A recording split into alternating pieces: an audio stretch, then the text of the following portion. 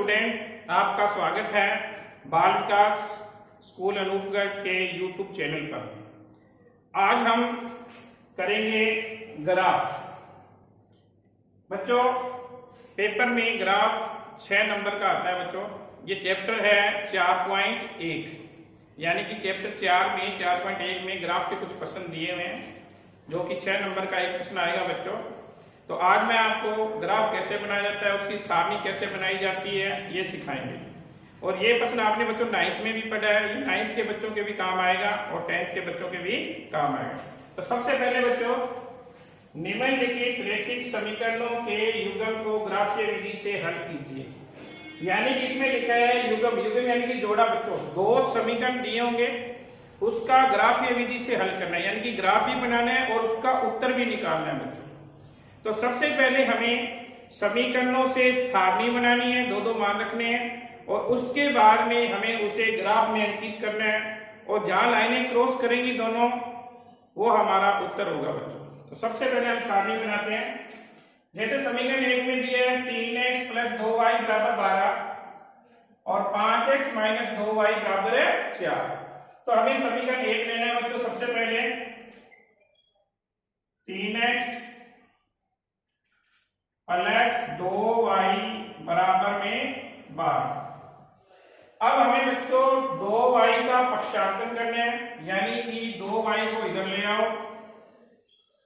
अगर ये प्लस का 2y है तो यहां आ जाएगा माइनस का 2y, और ये जो 3x यानी कि 3 दिए वो इसके बटे में। बच्चों, यानी कि हमें x को अलग रखना है।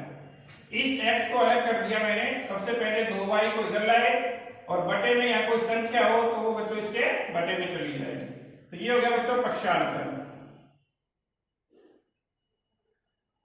अब हमें इस y की जगह कोई ऐसी संख्या रखनी है, 2 से गुणा करना है, फिर 12 में से घटाना भी है, और 3 का भाग पूरा पूरा जाए, ऐसी कोई संख्या लेनी है।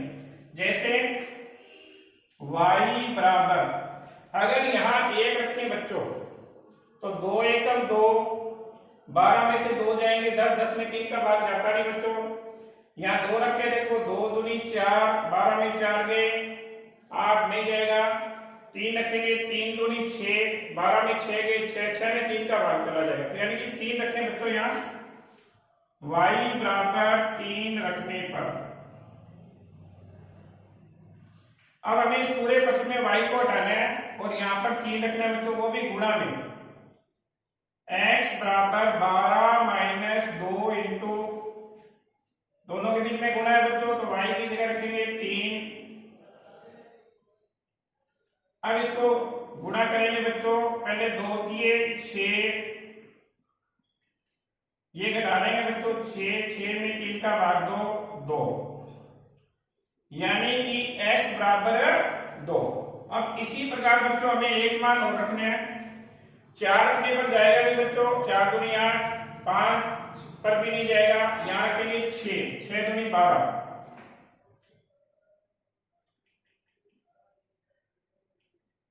ये बच्चों यहाँ पर मान रख के देखने आपको कि भाग पूरा पूरा जाए, ऐसी कोई संख्या लेनी जिसमें 3 का भाग पूरा जाए। तो 12 - 2 इंटू, हमने y की जगह रखा 6,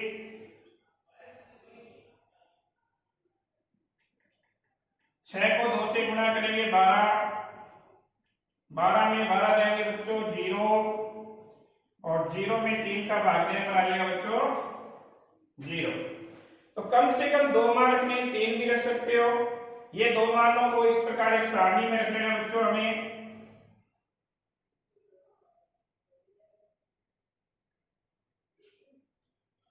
ऊपर x के मान रखने, नीचे y के। ये जो x के मान है बच्चों 2, x का मान 0, और y के मान है बच्चों 3 और 6। इस प्रकार बच्चों पहली सारणी रखनी है, यानी कि 2 मान कम से कम रख के हमें एक सारणी बनानी है। तो सबसे पहले मैंने 3 रखा बच्चों, 3 दूनी 6, 12 में 6 गए 6, 6 में 3 का भाग देने पर 2 पूरा आया बच्चों। इसके बाद में 6 रखा है मैंने, 6 दूनी 12, 12 में 12 जाएंगे 0, 0 में 3 का भाग देंगे 0। ये एक पहली सारणी होती है बच्चों। अब इसी प्रकार हमें इस प्रश्न की भी सारणी बनानी है, दूसरी सारणी। अब मैं ये सारणी, पहली सारणी बच्चों याद लिख देता हूं एक बार।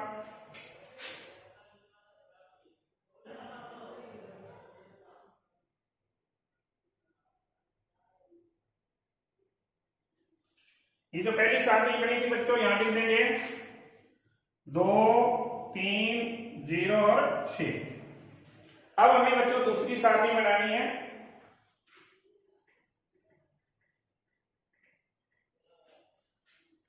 प्रश्न है हमारे पास 5x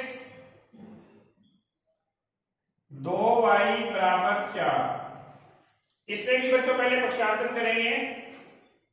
4 का 4, ये माइनस का 2y इधर आगे बच्चों क्या हो जाएगा प्लस का 2y, यानी कि जो निशान यहां पर वो चेंज करना है बच्चों, ध्यान रखना। ये 5 इसके बटे में x बराबर आ जाएगा बच्चों 4 प्लस 2y बटे में 5। अब हमें y की ऐसी संख्या लेनी है बच्चों जिसका 2 से गुणा करें और 4 जोड़ें तो 5 का भाग पूरा पूरा जाए। शुरू में मैं एक रख के दिखाता हूं, देखो 2 एकम 2, 2 और 4 6, 6 में 5 का भाग पूरा नहीं जाएगा तो हमें यहाँ 2 रखना है। 2 दूनी 4, 4 और 4 8, 8 में 5 का नहीं जाता। 3 रख के देखते हैं, 3 दूनी 6, 6 और 4 10, 10 में 5 का भाग पूरा जाएगा बच्चों। तो सबसे पहले रखते हैं 3, y बराबर 3 रखने पर तो 4 प्लस 2 इंटू 3, ये बच्चों आ जाएगा 4 प्लस 3 दूनी 6, 6 और 4 जोड़ दो, 10 में 5 का भाग दो 2, यानी कि x बराबर है 2। इसी प्रकार बच्चों हमें अब एक मान और रखना है। 4 रखने पर मिल जाएगा बच्चों 4 दूनी 8, 8 4 12, तो यहां तो आपको रखना पड़ेगा 8, यानी कि y बराबर 8 रखने पर। तो सबसे पहले बच्चों 4 प्लस 2 इंटू 8 और बटे में बच्चों कितने हैं 5, 8 दूनी 16, 16 और 4 जोड़ देंगे बच्चों 20, 20 में 5 का भाग देंगे, ये बच्चों आ जाएगा 4, यानी कि पूरा भाग है बच्चों। अब हमें इसकी सारणी बनानी है तो सबसे पहले मैं इधर ही सारणी बना देता हूं बच्चों। ये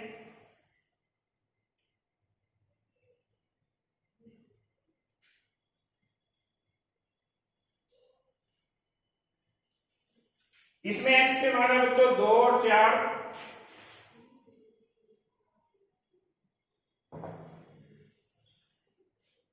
और y के मान है 3 और 8, तो यहां लिखेंगे y बराबर 3 और 8, ये 3 और 8। अब हमारे पास बच्चों दोनों सारणियां बन चुकी है।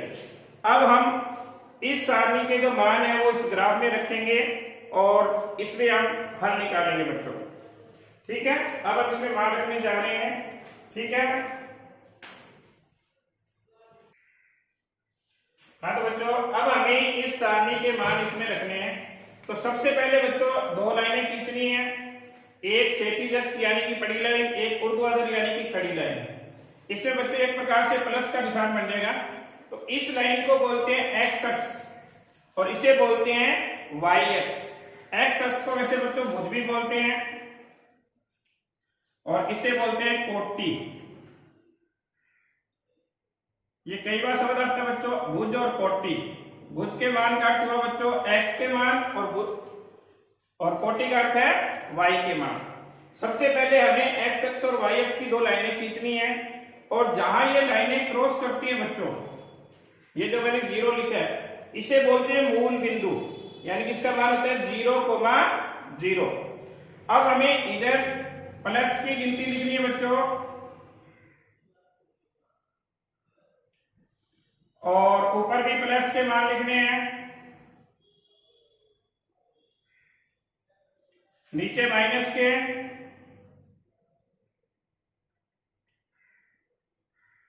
ये मान कितने मर्जी लिख सकते हो बच्चों, पर ध्यान देखना है कि हमारे पास प्लस के हैं 8 और 6, तो मैंने 8 और 6 के हिसाब से इतने मान लिख लिए हैं बच्चों। अब हमें इन मान को इसमें ढूंढना है और वहां निशान लगाना है बच्चों। जैसे 2x का मान है, x की लाइन पर 2 ये रहा बच्चों, और y का 3, यानी कि 2,3। तो 2 की सीध में 3 पर यहां निशान लगाएंगे बच्चों।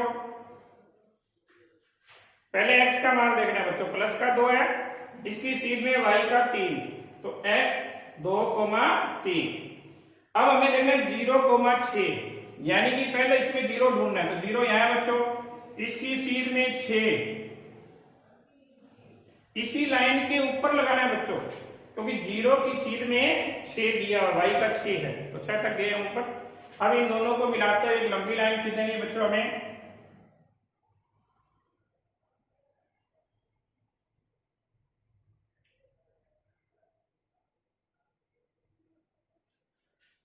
ये पहले समीकरण की लाइन बन गई बच्चों। अब हमें दूसरा समीकरण लेना है। इसमें लिखा है 2,3, यानी कि इसी 2 की सीध में 3 पर निशान, यानी कि डबल हो गया बच्चों ये 2,3 2,3। इसके बाद में 4 की सीध में 8, तो हमें x का पहले 4 देखना है, इसकी सीध में 8, यानी कि 4 की सीध में बच्चों 8, ये आ जाएगा बच्चों, यानी कि 4 की सीध में y का मान अपने पास है 8, ऊपर 8 खाने जाना है बच्चों। अब इन दोनों को मिलाएंगे अपने,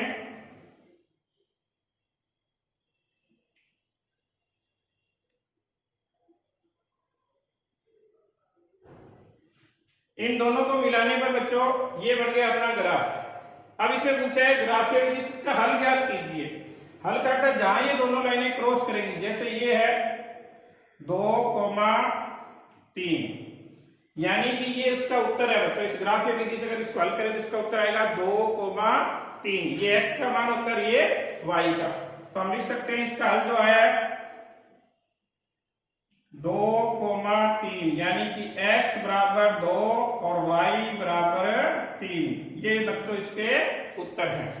तो इस प्रकार आप कोई भी ग्राफ आ जाए उसमें 2 सारनियां बनानी है बच्चों, उसकी 2 लाइनें बनेंगी। ये लाइनें क्रॉस भी कर सकती है, समांतर भी जा सकती है, या दोनों समीकरणों से एक भी लाइन बन सकती है। अगर ये क्रॉस करती है तो बच्चों जहां ये क्रॉस करेंगी उसका उत्तर आपको बताना पड़ेगा अगर वो पूछे तो सबसे पहले आप सारणी बनाना आराम से, उसके बाद में इन दोनों सारणी के मान रखने हैं और फिर ये लाइनें क्रॉस करें, वहां से इसका उत्तर पता करके बताना है बच्चों। तो आप इसे घर पे ग्राफ में करके देखें बार बार, और इस तरह के प्रश्न और आपकी कॉपी में किताब में दिए हुए 4.1 में, वहां से प्रश्न लेके उनको करें। धन्यवाद।